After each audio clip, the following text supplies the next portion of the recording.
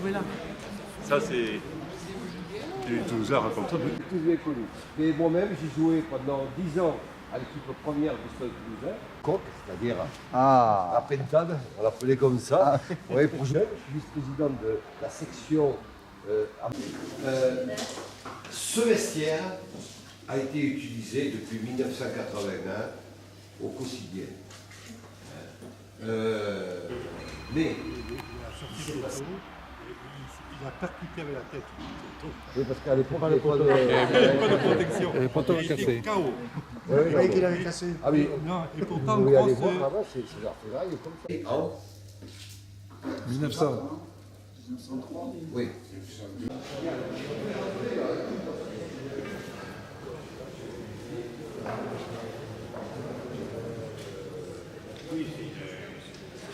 C'est les machines à soupe training.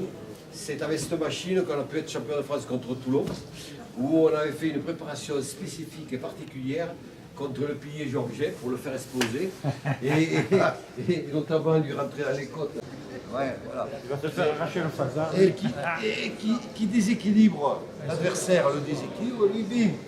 Et alors là, coup franc, ils sont très sévères les arbitres parce que c'est très quand vous dangereux. trouvez à 4 mètres, et ça c'est pas faux, c'est une échelle, vous voyez, et oui, ils s'entraînent parce qu'il faut qu'ils y arrivent à 4 mètres à aller chercher les ballons.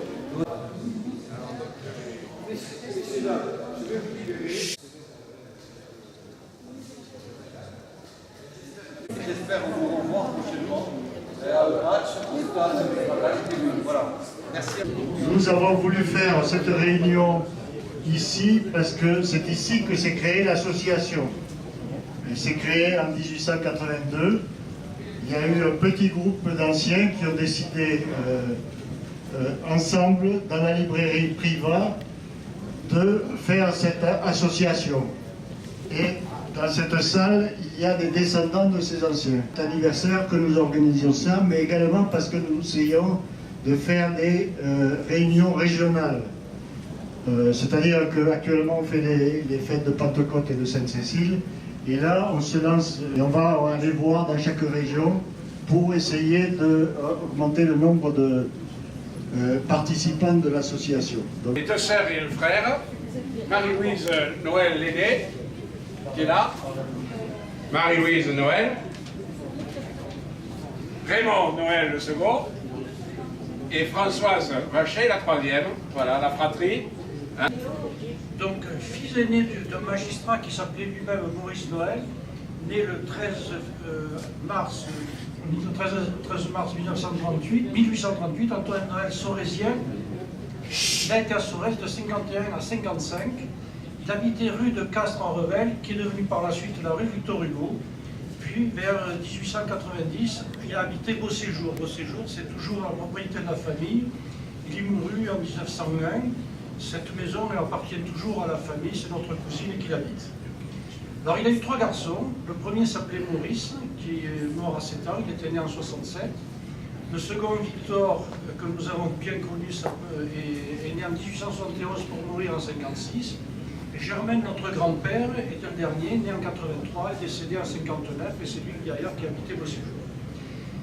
Alors, Antonin a vécu à Toulouse, dans le quartier d'Ila-Garrigue, je n'ai pas su le retrouver sur les plans, où est né son plus jeune fils, donc notre grand-père, Germain Noël. Alors il est resté célèbre pour des principes d'éducation assez cocasses, puisqu'il préférait changer d'appartement plutôt que de corriger ou contrarier son enfant turbulent. Vous voyez, chacun sa méthode. Il est très proche de Maurice Noël, qui est un autre, donc né en 1838, qui fut sorésien, de 52 à 58. Cette personne était inspecteur des directs, j'ai corrigé, on m'avait dit indirect, c'est des directs, et qui fut reconnu pour ses succès scolaires, et il finit par ajouter au maniement du fleuret à Sorèze, où il fut le vainqueur du grande fête organisée par le Père Lacordaire le 12 août 1857 pour célébrer le centenaire de la réouverture de l'école. Alors ce Maurice Noël fut l'exécuteur testamentaire de Joseph Roquefort. Joseph Roquefort à Revel est le bienfaiteur de l'hôpital. Il avait donné le terrain pour construire ce bâtiment.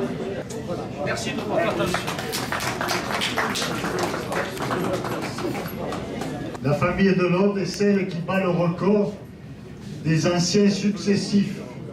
Parce que l'ancien qui a créé l'association avait déjà son père à l'école, et Bernard Delaude, qui est parmi nous et qui a été à l'école avec moi, a eu son fils à l'école. Donc ça fait 6 générations de père en fils depuis le début jusqu'à la fin.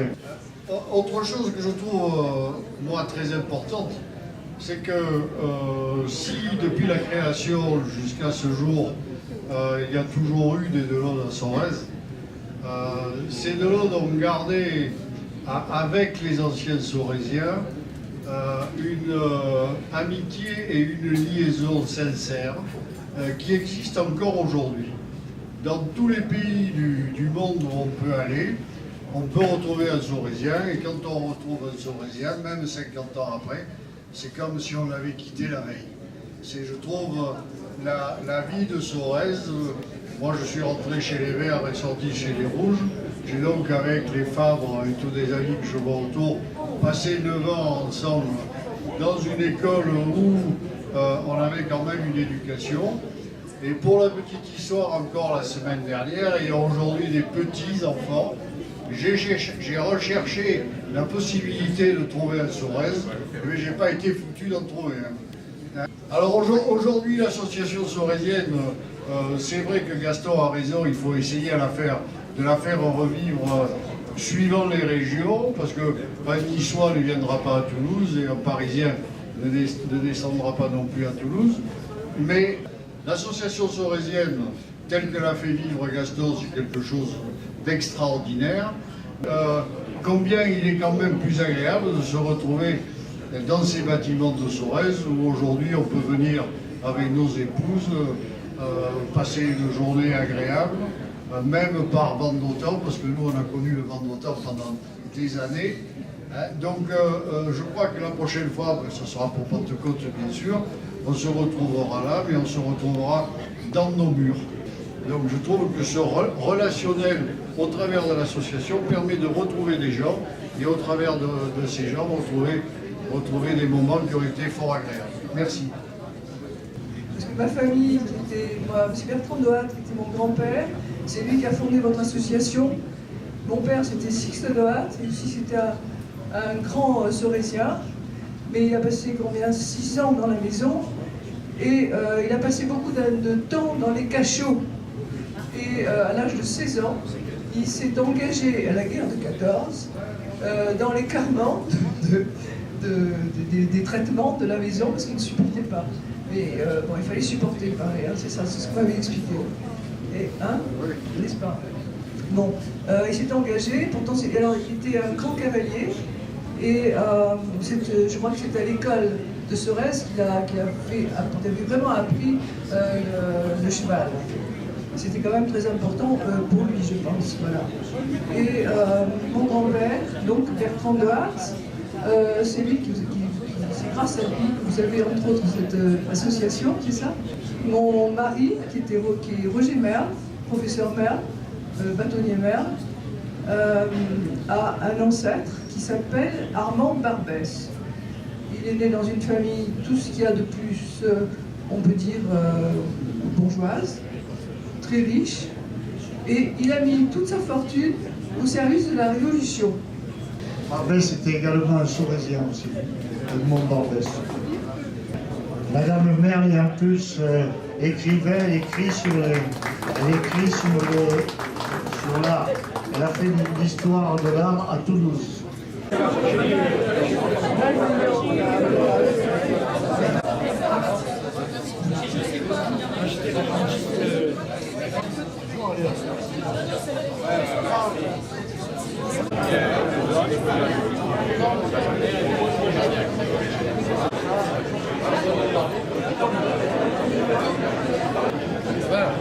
Ah bon, t'as appris au moins. Non, même pas.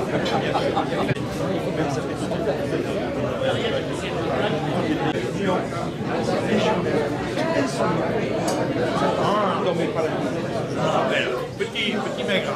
Et alors, il avait l'air de rien.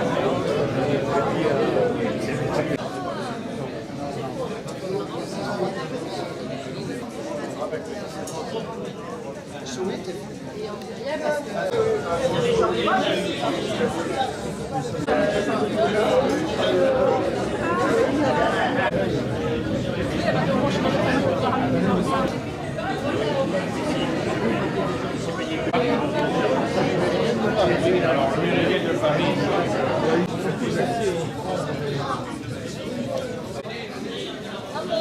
le verre à la main.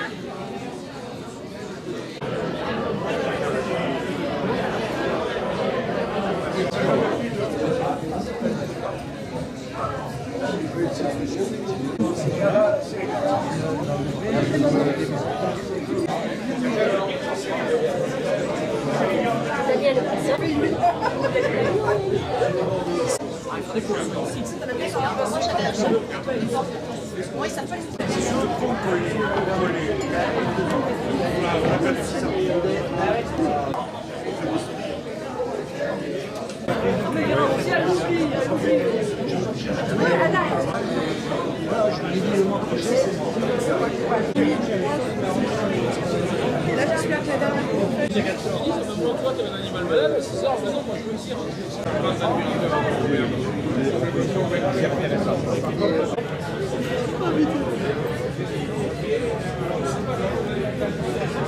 Mais il fallait bien dire que si j'ai dit niveau mondaine, c'est pas avouable.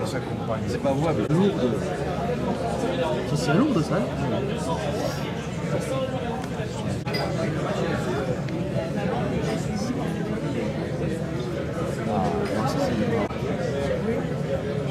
On va voir s'il y a un réel. Quant à moi, je suis perdu. Là, peut-être tu pourras aller rester chez Pierre, c'est pour ça. C'est pas sûr.